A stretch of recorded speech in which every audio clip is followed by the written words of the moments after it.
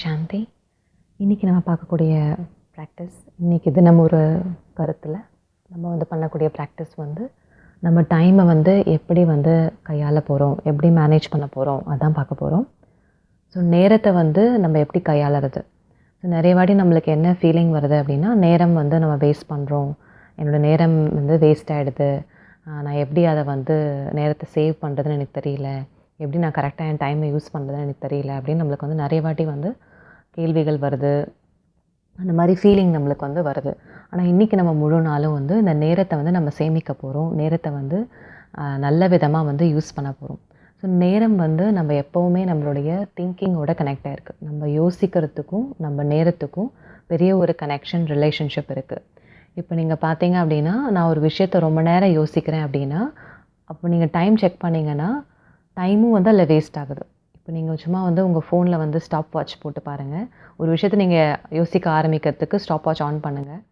யோசிச்சுட்டே இருங்க. அந்த ஸ்டாப் வாட்ச் எவ்வளோ தூரம் போகுதுன்னு பாருங்கள். நீங்கள் யோசித்து முடிச்சதுக்கப்புறம் பார்த்தீங்கன்னா, கண்டிப்பாக 1 நிமிஷம் 2 நிமிஷம், சில நேரம் மணிக்கணக்கில் கூட நம்ம சில விஷயங்களை யோசிக்கிறோம். ஆனால் நம்ம அதை ரெக்கார்டே பண்ணுறது கிடையாது, நம்மளுக்கு அது தெரியறது கிடையாது. அப்புறம் ரொம்ப நேரம் கழிச்சு கான்ஷியஸ் வந்ததுக்கப்புறம் யோசிப்போம், நம்ம ரொம்ப நேரம் அதை பற்றி யோசிச்சிட்டோம் அப்படின்ட்டு. ஸோ நேரம் நம்ம திங்கிங்கில் தான் நிறைய வேஸ்ட் ஆகுது. ஒன்று நம்ம யோசிக்கிறது, ரெண்டாவது நம்ம யோசிக்கக்கூடிய முறை, எப்படி யோசிக்கிறோம், அதில் கூட டைம் வேஸ்ட் ஆகுது. இப்போ நம்ம பார்த்தோம் அப்படின்னா, ஒரு காரியம் செய்கிறதுக்கு முன்னாடி நம்ம யோசிக்கிறோம், காரியம் செஞ்சதுக்கப்புறம் யோசிக்கிறோம். இப்போ இந்த டைம் இந்த 2 விதத்துலேயும் நம்மளுக்கு வேஸ்ட் ஆகுது. எப்போ நம்ம நெகட்டிவாக யோசிக்கிறோமோ, இப்போ ஏதாவது ஒரு காரியம் செய்யணும் அப்படின்னா நம்ம ரொம்ப பிளான் பண்ணுவோம், அதை பற்றி யோசிப்போம். ஆனால் என்ன ஆகிடுது அப்படின்னா, பிளான் பண்ணுறது ஓகே, அந்த கான்சிக்வன்சஸ் இப்படி பண்ணால் என்ன நடக்கும் அதெல்லாம் யோசித்து பண்ணுறது கரெக்ட் தான். ஆனால் அதே நேரத்தில் நான் ரொம்ப பிளான் பண்ணுறேன், ரொம்ப டீட்டெயில்டாக அதை பற்றி யோசிக்கிறேன், ரொம்ப அதை பற்றியே எப்படி நடக்கும் என்ன நடக்கும் அந்த பதற்றம் மற்றும் பயத்திலே நான் நிறைய யோசிச்சுட்ருக்கேன் அப்படின்னா, அந்த காரியம் நடக்கிறதுக்கும் டைம் ஆகும், காரியம் செய்கிறதுக்கு தைரியமும் இருக்காது. அப்போ என்ன ஆகிடும், அந்த யோசிக்கிற நேரத்துலையே நம்ம எல்லா எனர்ஜியும் நம்மளுக்கு வேஸ்ட் ஆகிடுது. அதனால் என்ன ஆகிடும், நம்ம டைமும் வேஸ்ட் ஆகிடுது.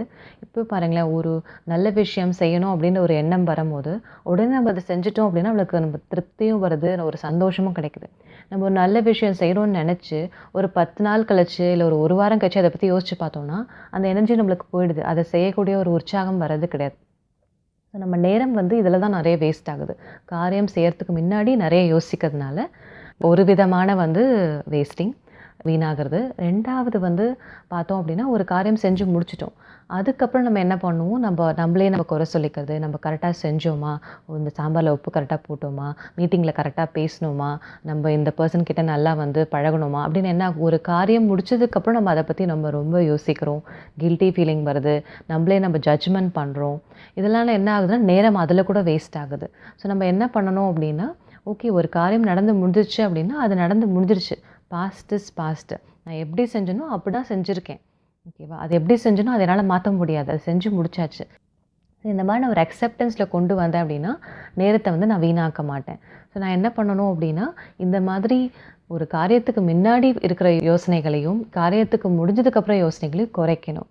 அப்போது நம்ம எவ்வளோ தூரம் நம்ம மனசை கரெக்டாக திங்கிங்கில் வச்சுக்கிறோமோ, தெளிவான யோசனை மற்றும் அன்பான ஒரு தன்னுடைய ஆத்மா கிட்ட அன்பான ஒரு உரையாடல் இருக்கோ, அப்போ ஏன்னா நம்ம செய்யக்கூடிய காரியங்களை கூட நம்ம அப்ரிஷியேட் பண்ணுவோம், நம்ம பாராட்டுவோம். நம்ம பாராட்டும் போது என்ன ஆகுதுன்னா டைம் போகிறதே தெரியாதுன்னு சொல்லுவாங்க. நல்ல விஷயங்க பாருங்கள், சந்தோஷமான விஷயம் நம்ம ஜாயின் ஆகும், டைம் போகிறதே தெரியாது. ஏன்னா அந்த ஃபீலிங் அந்த டைமை அப்படியே ஆக்குபை பண்ணிடுது. அதான் சொல்லுவாங்க, டைம்ன்றது ஒரு பெர்செப்ஷன் தான் சொல்லுவாங்க. ஸோ டைம்ன்றது நான் தான் க்ரியேட் பண்ணேன், நேரம்ன்றது என்னுடைய ஆத்மாக்குள்ளே இருக்க உணர்ச்சிகள், என்னுடைய ஆத்மாக்குள்ளே இருக்க ஃபீலிங்ஸ் தான் டைமை க்ரியேட் பண்ணுது. இப்போ ஒரு துக்கமான ஃபீலிங் இருக்கும் போது நேரம் ரொம்ப நேரம் இருக்கிற மாதிரி இருக்கும். 1 மணி நேரம் கூட பார்த்திங்கன்னா அப்படியே காலக்கணக்காக நான் துக்கப்படுற மாதிரி இருக்கும். நம்மளுக்கு பிடிக்காத ஒரு மீட்டிங்கில் நீங்கள் உட்காந்துட்ருக்கீங்கன்னா உங்களுக்கு நேரம் ரொம்ப நேரம் போகிற மாதிரி இருக்கும், 1/2 hour கூட. இதே பிடிச்ச ஒரு பார்ட்டி போகிறோம் அப்படின்னா நேரம் 3 மணி நேரம்னா கூட இன்னும் 10 நிமிஷத்தில் போன மாதிரி இருக்கும். ஏன்னா டைம் இஸ் அ பெர்செப்ஷன். நான் எப்படி அந்த நேரத்தை உபயோகிக்கிறேன், அந்த நேரத்தை எப்படி ஃபீல் பண்ணுறேன் எனக்குள்ளே, அதை பொறுத்து தான் நேரத்தினுடைய நான் நேரத்தை சேமிக்கிறதோ நேரத்தை இழக்கிறதோ வந்து என்னுடைய உள்ளோட உணர்ச்சியில் தான் இருக்கே தவிர வெளிமுகமாக நேரம் வந்து ஒரே மாதிரி தான் கான்ஸ்டண்ட்டாக தான் இருக்குது நேரம். ஸோ அதனால் நான் என்ன பண்ணணும் இன்றைக்கி அப்படின்னா, இந்த ஒரு கான்செப்டில் நான் ஒரு காரியம் செய்கிறதுக்கு முன்னாடியும் சரி, காரியம் செஞ்சதுக்கப்புறமும் சரி, அதை முழு அக்செப்டன்ஸில் வந்து நான் வந்து அதை அக்செப்ட் பண்ணிக்கிட்டேன் அப்படின்னா நான் நேரத்தை வந்து சேமிக்க முடியும். ஓம் சாந்தி.